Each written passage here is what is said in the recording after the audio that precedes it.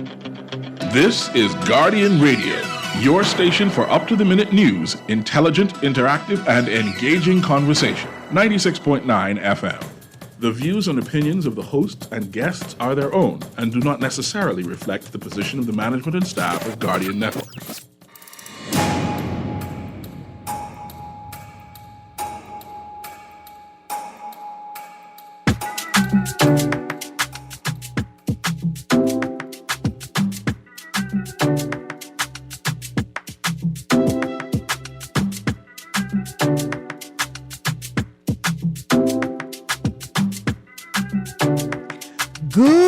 Yawning this morning, and welcome back to Guardian Radio 96.9 FM, your station for fresh news, smart talk all day. It is mango season. It's the most wonderful time of the year. And it's a wonderful day because I have guests joining us in studio. I'm very excited. Today we're expecting His Excellency Andrew D. Wilson, the ambassador designate to Ghana, and a team of politicians, diplomats, and dignitaries from Ghana who are here this week to participate in a economic and trade summit at the University of the Bahamas, and we're just waiting for them to get into studio. Before they get here, I have Mark Palmer joining me briefly. Mark, let me run through these things, and then we're going to end with your announcement. I just want to say good morning to NP10. I guess I shouldn't be reading off people's license plates on the radio. That would seem impolite and unnecessary. It would, wouldn't it? It would seem like people like to say egregious, invasive, someone's privacy. Why don't you allow them to do what they're doing in the privacy of their vehicle? Well, if you're a taxi driver, that's almost like being a politically exposed person. You has no privacy on the road. So NP10, this time I'm not going to call your license plate number. You tell me how you think it's going to go when the police discover that you were turning right on red. Well, I forget that. I'm not sure if the police care. When my insurance agent, they care. Let me tell you how they care.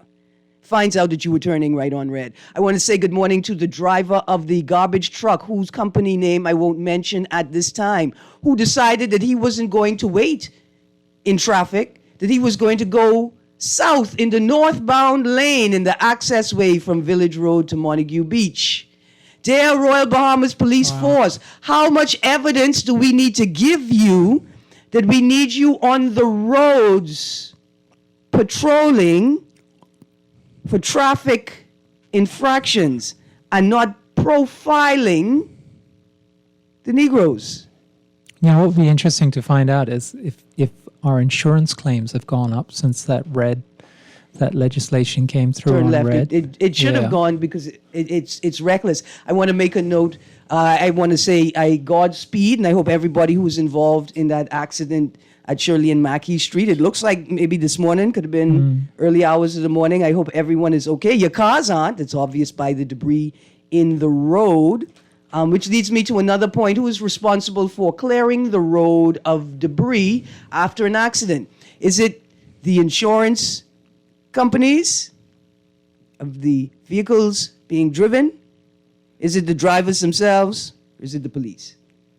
I also want to say good morning to whoever was driving that garbage truck, company name I won't name at this time, who flew across the Meadow Boulevard, Boyd Lane intersection on Nassau Street, just flew in their red light. And say good morning to you. Mark, let's get to your announcement. Right, yeah, let me so this is for our non-profit leaders. If you are involved in a non-profit organization, there is a free cluster training tomorrow organized by the Organization of Responsible Government.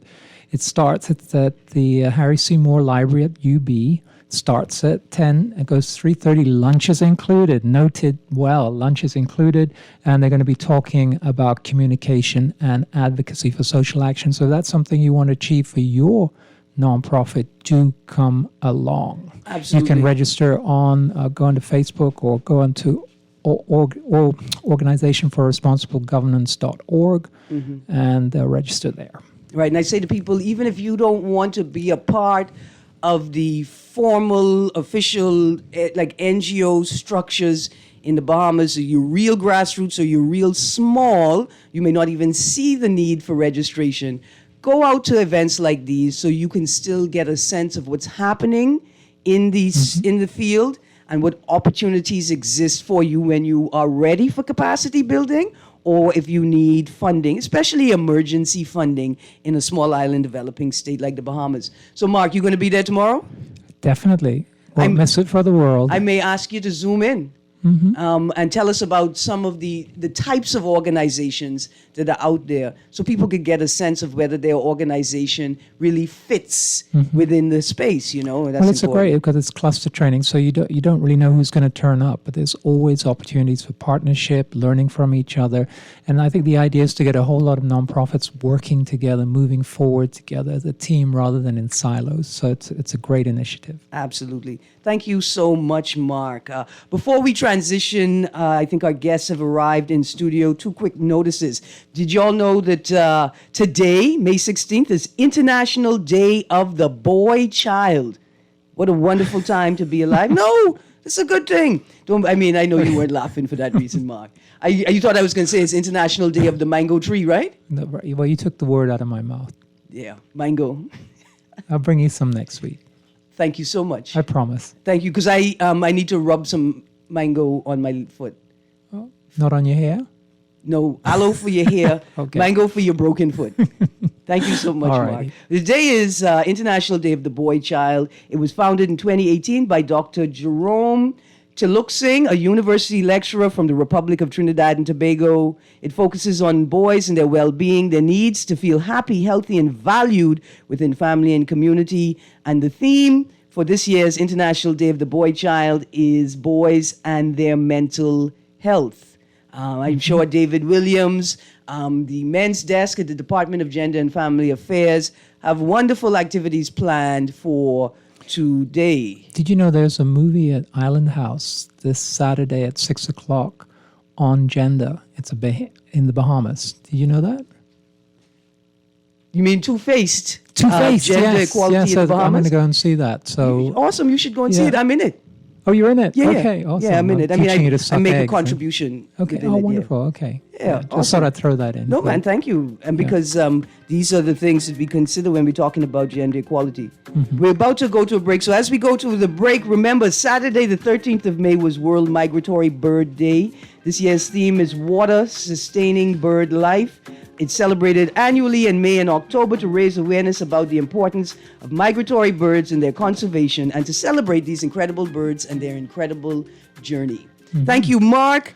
Thank you, audience. We are about to go to a break, and when we get back from the break, His Excellency Andrew D. Wilson, Ambassador Designate to Ghana, and a team of representatives from the Ghanaian government and Ghanaian government, thinking of my Guyanese brothers, and the African Bahamas Trade Mission. They were a British colony too once, and Yeah. the reason they were a British colony, they had huge reserves of gold. Did you know that? It's time to trade. Time to talk Absolutely. and time to trade. You guys stay tuned. 96.9 FM. You're on the clock, and we'll be right back.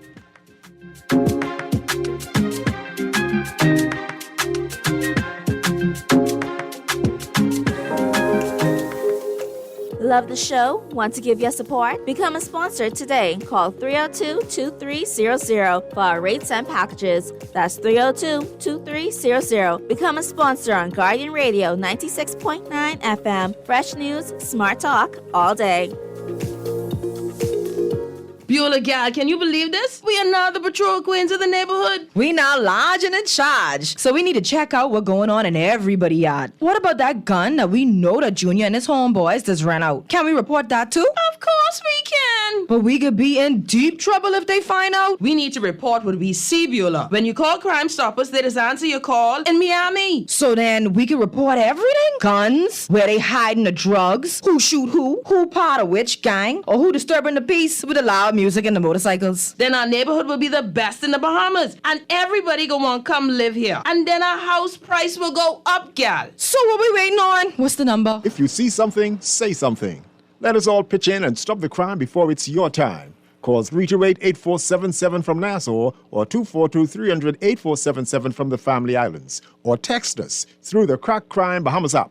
Stop the crime before it's your time. Always on the go? Missed the show? You can now listen to Guardian Radio talk shows anytime, anywhere on Spotify and YouTube by searching Guardian Radio 96.9 FM or by entering the name of your favorite show. You can also listen by logging on to GuardianTalkRadio.com and clicking on the podcast tab.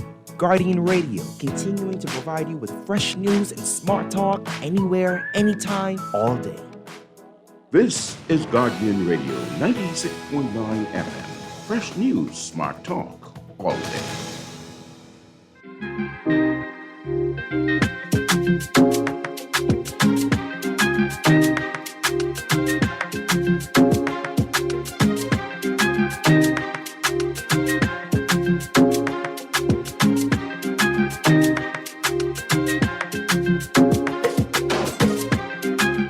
Good morning and welcome back to Guardian Radio 96.9 FM, your station for fresh news, smart talk all day. Welcome back to On the Clock with Erin Greene. Joining me now is Mr. Cecil Newry as we engage this conversation with His Excellency Mr. Andrew D. Wilson, Ambassador Designate to Ghana.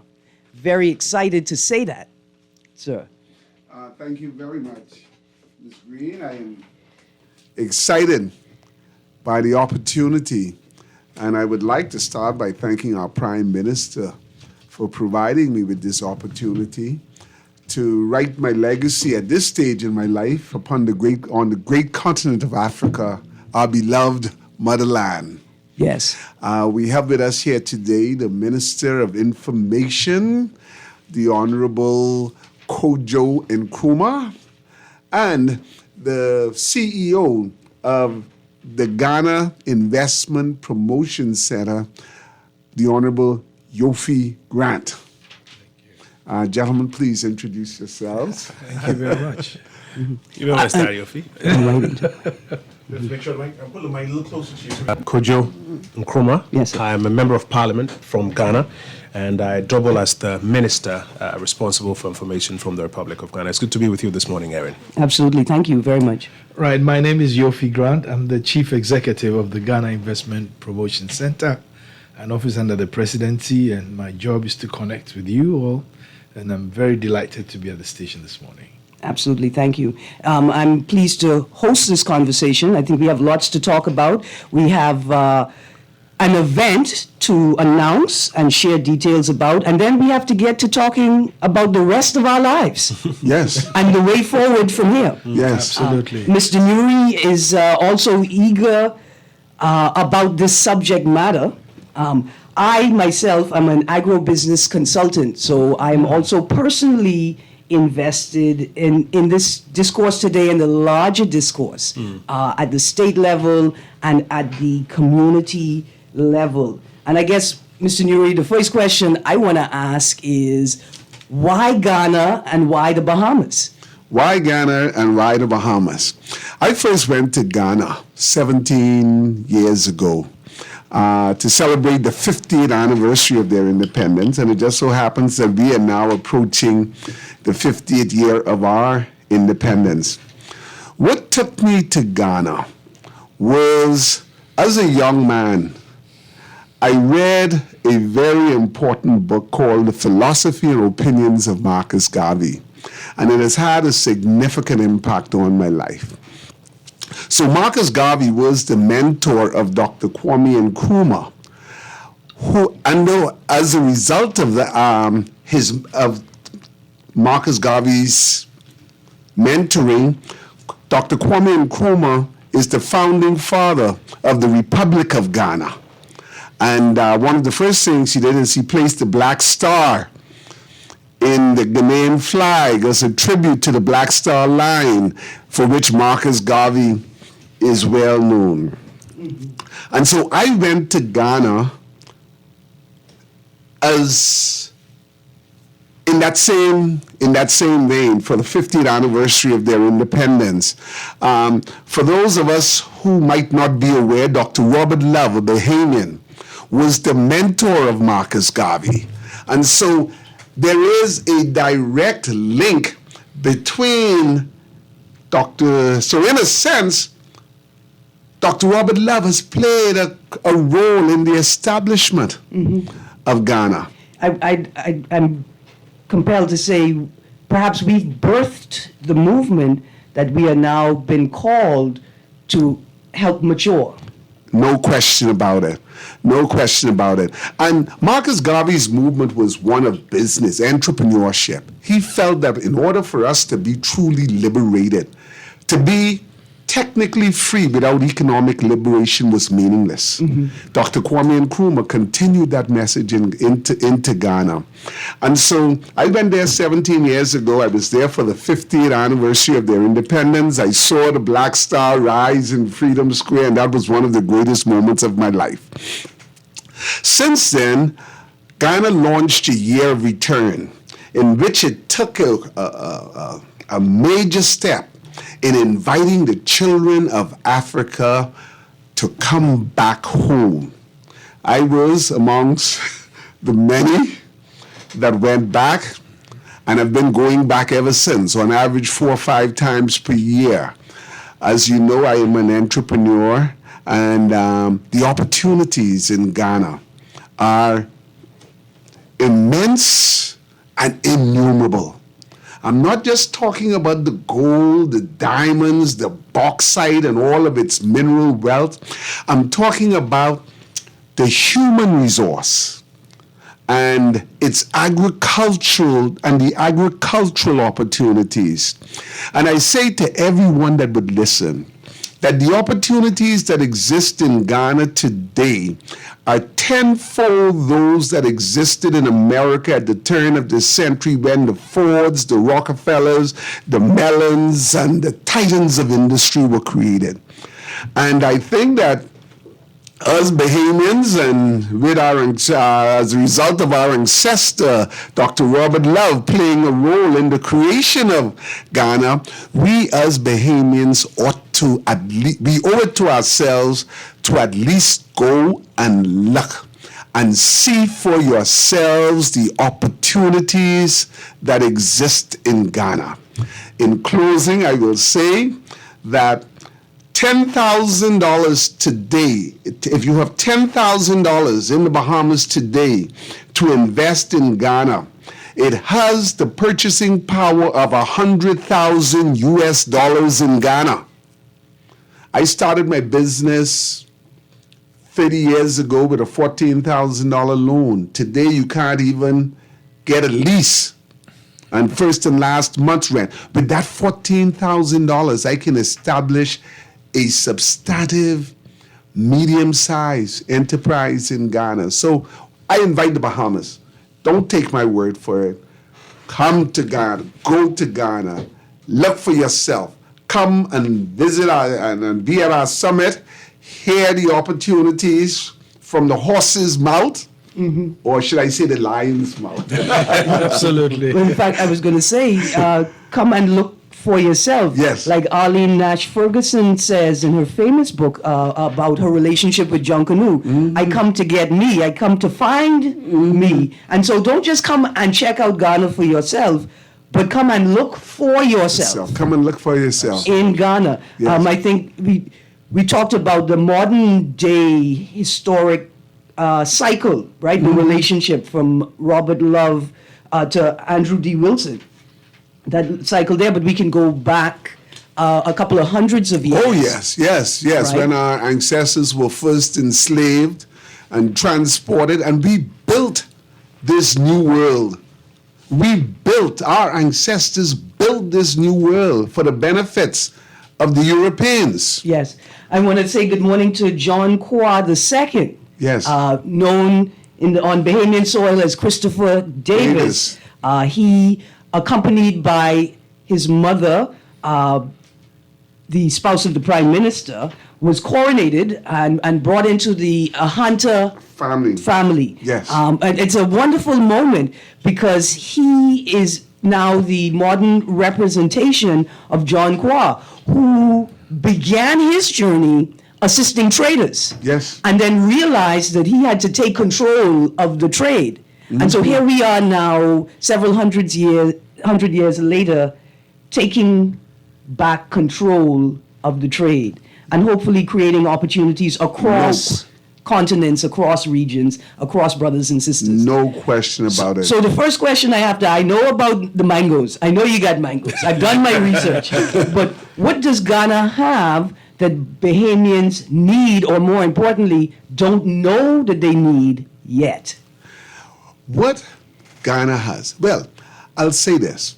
Let us look at what happened during the pandemic. The highly developed nations bought and hoarded all of the vaccines to the exclusion of us. There's a war going on in Ukraine that is disrupting food supply. Africa has 60% of the world's arable land. Ghana is the breadbasket of West Africa. So it is not difficult to conceptualize the possibility of the container ships that bring our food stopping. It is not difficult because they're going to feed their people first. Our motherland sits right across the ocean. So we owe it to future generations to put in place the infrastructure to ensure the supply of food. Yep. We owe it to our children to not be dependent on those who once enslaved us to eat. Without a doubt. Without a doubt. Mr. Nuri, something you were excited about, opportunities for the Bahamas and for Bahamians. It's a bit of a political question because I see the government taking a lead, and I know that they see the opportunity for this trade mission to support its work in various aspects. But let's go down to Bahamians, right? Yes. Opportunities for Bahamians in Ghana and opportunities that arise with the trade network in the Bahamas and the wider Caribbean. Yes. All right. So one of the first things I did in Ghana was I established the Afri-Bahamas Trade Mission. It's located in the Shali Boatway in Accra. What we do at the Afri-Bahamas Trade Mission is we've started by creating opportunities for micro-entrepreneurs in Ghana. So the dressmaker, the jewelry maker, the craftsman, they have a ready market for their products. So we are actually, as we speak now, there are a handful of fashion designers and other craftspeople who know that we provide them with the raw materials, they produce the product, they're brought into the Afri-Bahamas Trade Mission where they're available for sale locally, but at the same time we're building capacity to ship a container here to the Bahamas. How does this translate into an opportunity for the straw vendor? How does this translate into an opportunity for the straw vendor? For most, we boast about this billion-dollar tourism industry that we have, welcoming over 7 million visitors per annum. Everybody in the world knows about it. The Chinese comes, the Indians come, and they mine the opportunities here for the benefit of Chinese children and Indian children. Do we not have an obligation to ensure that our African children at home and abroad benefit from this industry? Dear parents, now is the time to stop telling your children, you got to eat these vegetables because there are starving children in Africa. We have better ways to support our brothers and sisters and cousins, of course, right? Like, let's take it seriously, the things that we say and take as trivial. Now you have real opportunities for your young people to support other young people in Ghana. Just a few weeks ago, the Minister of Tourism announced that the government is exploring the creation of souvenir or arts and craft incubation spaces, right? Now, one of the things that we've done traditionally is vendors will go and order souvenirs from China with Bahamas painted on it, or they go to Cuba, which is a better arrangement. They go to Cuba and they buy inexpensive souvenirs that they can then sort of mark up and add value to. But now we can establish a trade relationship with companies in Ghana, but we have an opportunity not just to buy what they make available, but to sit with them and design products. We have the opportunity to go into business with them.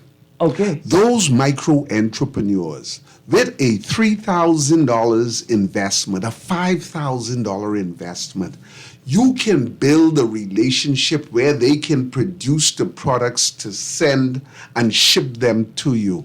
We are putting in place in Ghana the infrastructure so that inexpensive transportation can be had from Ghana to the Bahamas, just as we bring it from Miami, just as we bring it from China. The infrastructure is already in place. We just need Bahamians to go and look for themselves and take it to the next level. Right, but I also imagine that the trade mission is important. It's great for Bahamians to sort of get up and realize that they can make a change or they can invest, but surely it's best to operate through the trade mission to sort of cause a cohesion of resources and ideas. It would be to their benefit. Yeah. But it's not necessary. But it's not necessary. Okay. You know, we tend to be flying birds. That's fine. So come to Ghana. And we'll figure out the rest once you get there. If you need some help, if you need some resources, the trade mission is there to help you, guide you, so that when you're back in the Bahamas, if you need someone to follow up with the shoemaker, why didn't I get my shoes? Did you take delivery of my shoes? We have somebody in there to do that for you and to vet the entire process. Absolutely. The trade mission provides these services, Yes. liaising between endpoints. Yes. Production and consumption points. This is awesome. I see we got a caller on the line. We're going to come to you in a moment, caller. Give us a moment. So we're talking about trading goods and services. Now, what about technical expertise? I like the idea that as a small entrepreneur in the Bahamas, that I can connect to people in Ghana that may be as small as I am, which is a good thing, and have expertise in the space that we're in. It's all there in Ghana. Ghana has how many universities? Oh, hundreds. Hundreds, if not thousands of universities and technical schools. You're talking, and Ghana is a microcosm of all of Africa, 1.4 billion people who realize that the key to liberation from poverty is education. So all of these universities are producing millions. I think there must be over 1 million university graduates. There are millions of university graduates for whom opportunities do not exist in the formal economy at this time. And so you are able to hire a university graduate in Ghana for 2,000, 3,000 cedis per month, and they would consider themselves blessed. 3,000 cedis is the equivalent of $290. Wow. Now, Ms. Nuri is going to ask a question. When he's done, I just want to reference the meeting that you had with BAMSI, the Bahamas Agriculture and Marine Science Institute. and what trade looks like between institutions like that and the hundreds of universities in Ghana. You want to go to the call, Mr. Nure? Let's call first. All right, let's go to the caller. No, it's yet. Am I on? Good morning, this is Brayman. Yes, a godly day to just talking away so long with you and your guests, and of course, Nui. I have a question for the gentleman, but first I want to say this. You know, every time I hear anybody talk about Africa, it reminds me of one of my granduncle who born over there and came to the United States to live. And he always tells me, when I used to go to visit him, he always used to tell me about Africa. But what I want to ask the gentleman, right? Are you all doing anything about, I've understood that they be robbing the king's grave for taking away the gold and stuff in which they are buried with. Brayman, What you all doing about that? Brayman, I think that's an inappropriate question. It's off topic. Because we're talking about trade, the ministers of government, Brayman. People out. No, don't worry, I can respond to that. Okay. Brayman, thank you very much. Hello, Bremen, can you hear me? Oh, he's gone. Yeah, he's gone. Okay, he's gone. Good morning and thanks for your question. You know, in these days of democratized information channels, people can put out all sorts of falsehoods about various countries. I don't know where you're consuming that from, but it's actually not true. Ghana is actually one of the safest places in Africa and in West Africa to live and to do business. In, yes, other parts of West Africa and Africa, there are all sorts of security challenges. But Ghana is described as the bastion of peace, the safe haven within the region to live and to do business. We have some of the lowest crime records.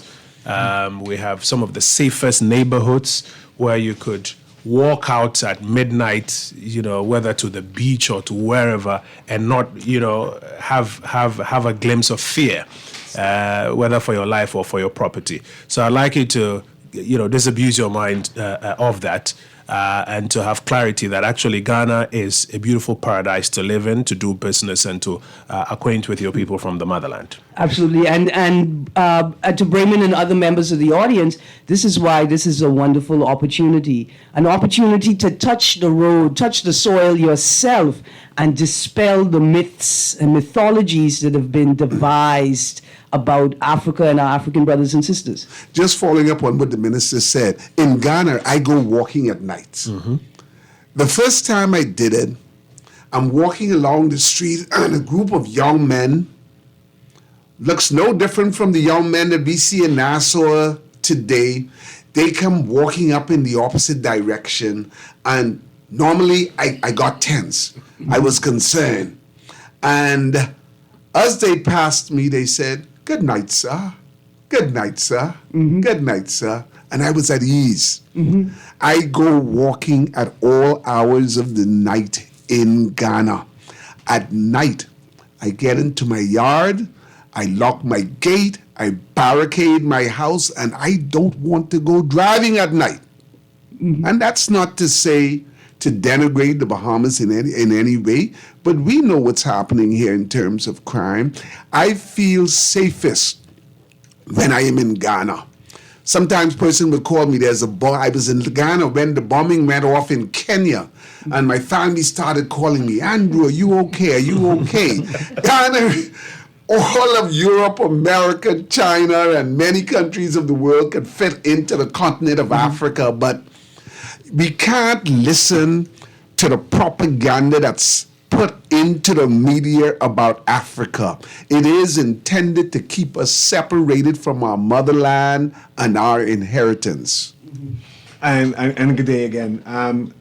I've seen again a number of texts who wants to know more about Ghana. They don't understand the country and how we can connect. One question is, do they speak English in Ghana? So I say, oh my gosh, we just don't know. So let's start off with it. I just need a description of Ghana, the opportunities of Ghana. Do they speak English? Can I go to school? can I come there and say, I'm traveling? I have one text saying, my daughter will be traveling to Ghana next month. What should she look for? What can she do there? And then I see that, okay, we need to start the conversation over again. Yeah. Let's hear what Ghana is, how we are part Ghana, a Ghanaian. So I know earlier we was calling everyone Guyanese, and they say, oh my gosh, again. No, it's Ghanaian. Yeah. It's Ghanaian. Yeah. So let's start from there. Let's correct the narrative. Let's know about ourselves. And dear texter, if you move quickly enough, you could enroll her in university, and her trip will be extended for 2 or 3 years. She could have a good time. And the tuition would be less than about 15% of what it would cost you to go to school in the United States or Canada. So maybe let me give you a bit of a historical context.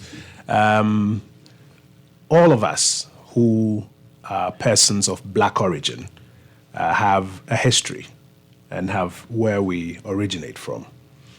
If you'd go back to the texts of our history here in the Caribbean and other parts of the world, it will not be lost on you that a significant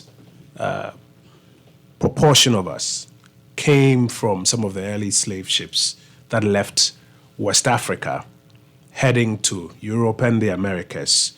And this was a landing spot for many of our forebears. Now, today, in fact, this morning when I saw you come out of the vehicle, I was asking Mr. Grant whether you are with the Ghana mission here. The reason is, when you meet the average Bahamian or the average Caribbean, he or she looks exactly like a West African. My president went to one of the countries in the Caribbean, I think it was Barbados, yes. And says the lady who served him in the hotel was called Abena.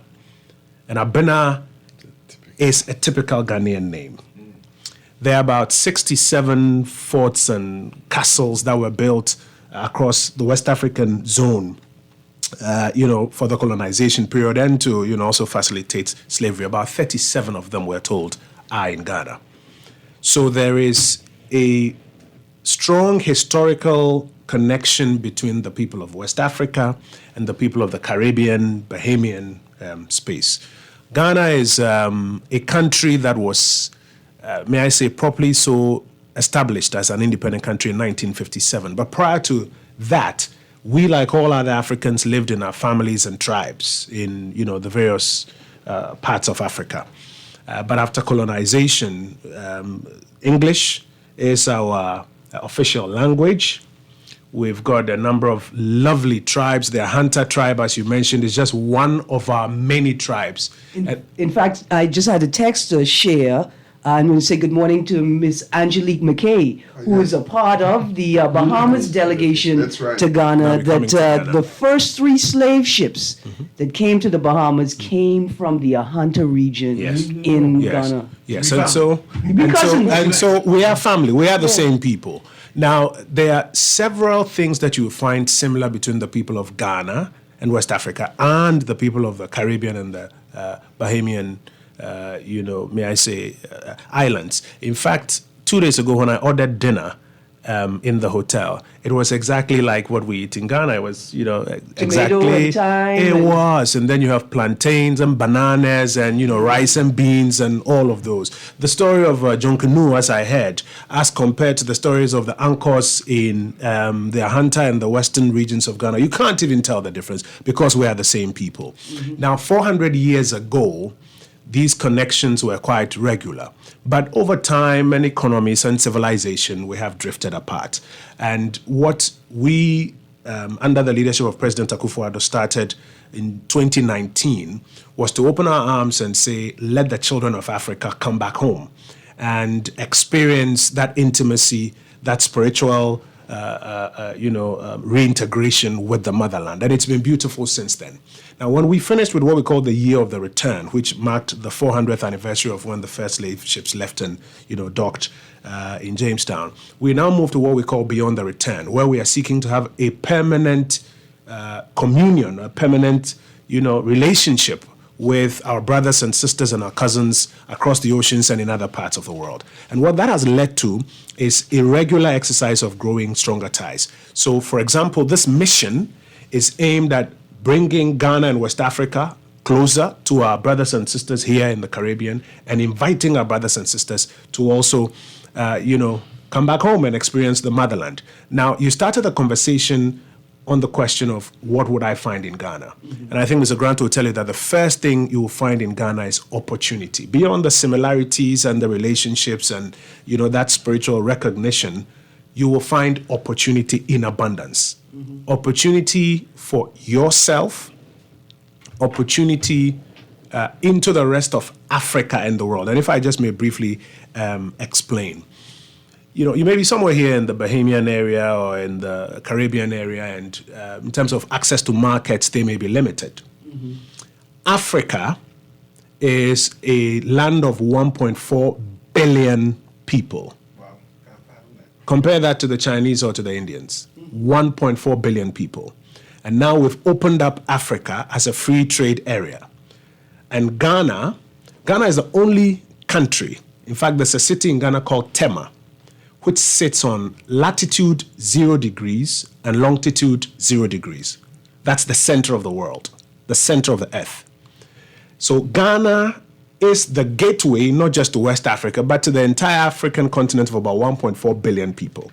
And there are so many opportunities. The middle class is growing, the economies are gradually getting better. So what it means is that if you were here in the Bahamas and if you had $50,000, $100,000, and you came back to participate in any of the opportunities, you have access to a huge market of your own brothers and sisters to help increase productivity of whatever it is, whether it's crafts or agriculture or, mineral resources, and to, just explode on the continent as a first thing. So one of the first things that you find is a home, acceptance, love, intimacy from your own people, but then you also find opportunities for yourself and opportunities to tap into the, African space. And I'm sure Mr. Grant will speak to some more of the opportunities after your question. I want to speak with opportunities, but I have a caller here, Mr. Grant. Let me, in fact, engage the caller. I have one text who asking how can they connect with the trade movement.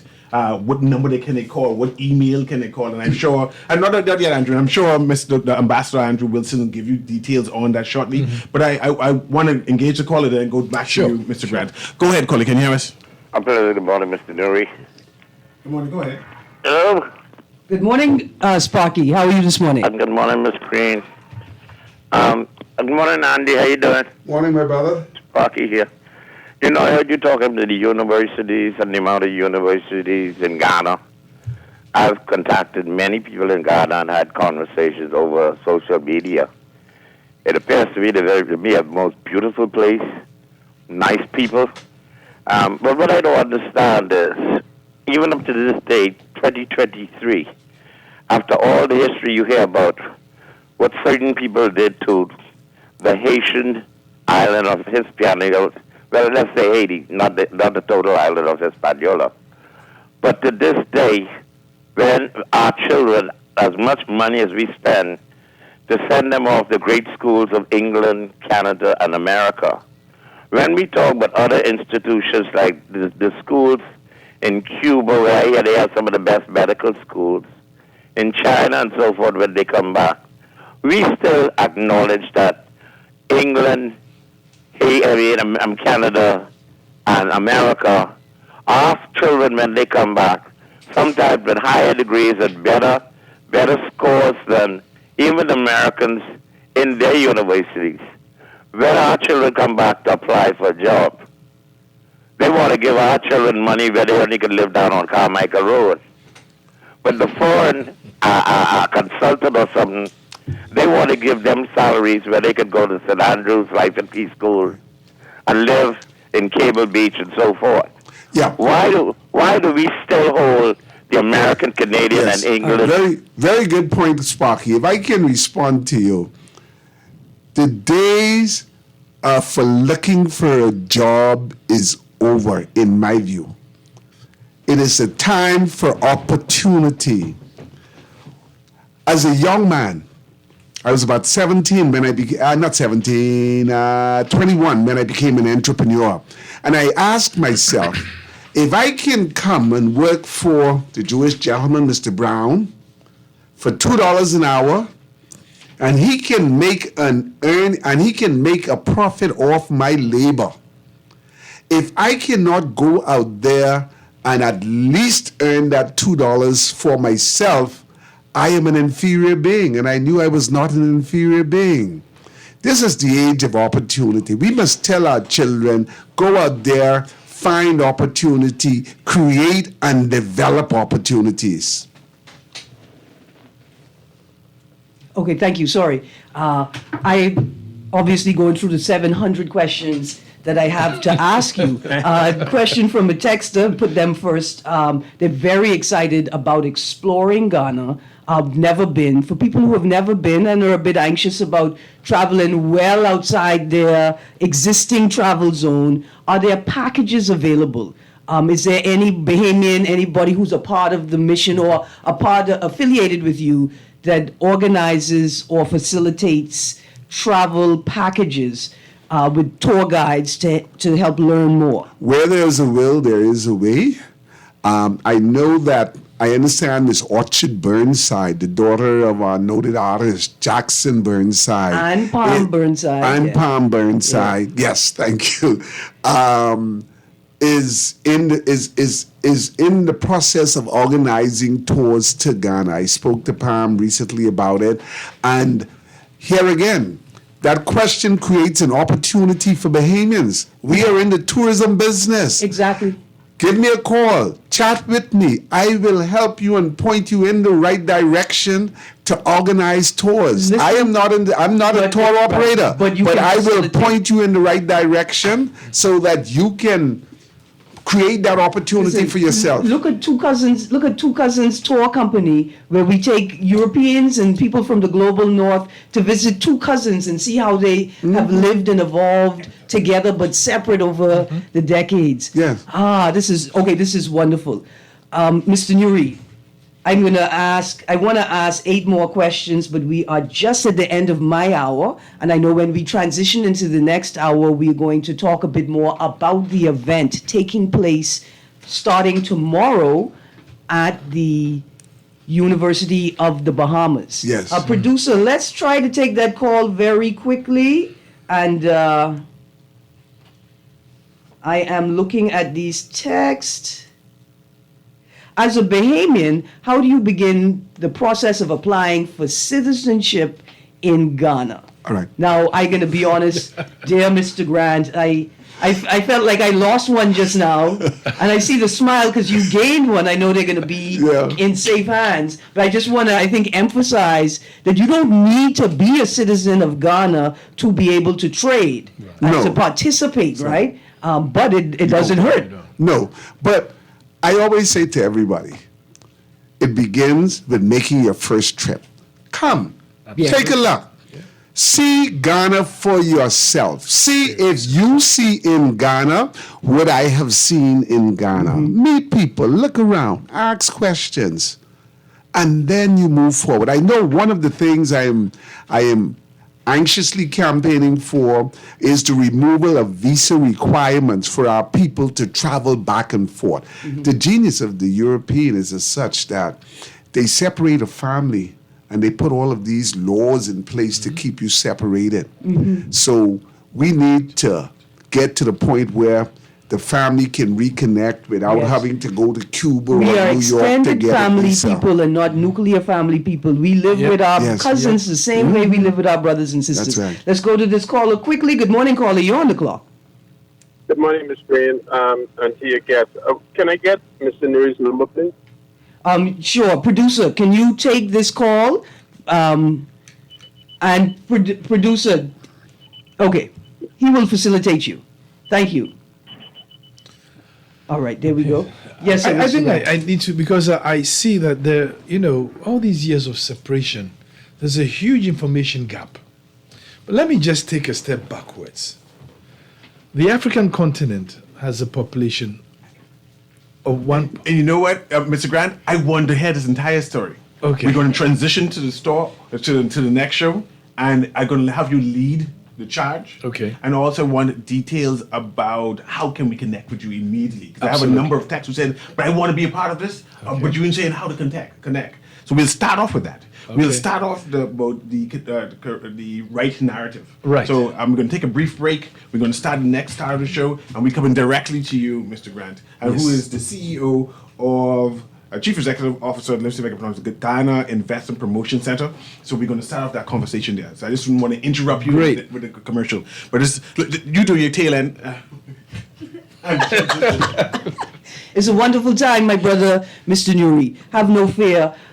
You are always here, and I appreciate that. Guys, we're running out of time. Mr. Nuri knows if left up to me, we would continue talking. So you've been on the clock. In the next hour, Guardian Radio AM, we're going to continue the conversation where we focus more intently on the Ghana Bahamas Investment Summit taking place starting tomorrow, Wednesday, at University of the Bahamas in the Franklin R. Wilson Graduate Center. And more details about that on the other side of the hour. Please stay tuned through the break. We will be right back with our guest, Ambassador Designate to Ghana, His Excellency Andrew D. Wilson, Mr. R. Yofi Grant, and the Honorable Kojo Nkrumah. I wanted to say Nkrumah. Thank you, my cousins. And stay tuned. We will be right back. But that's the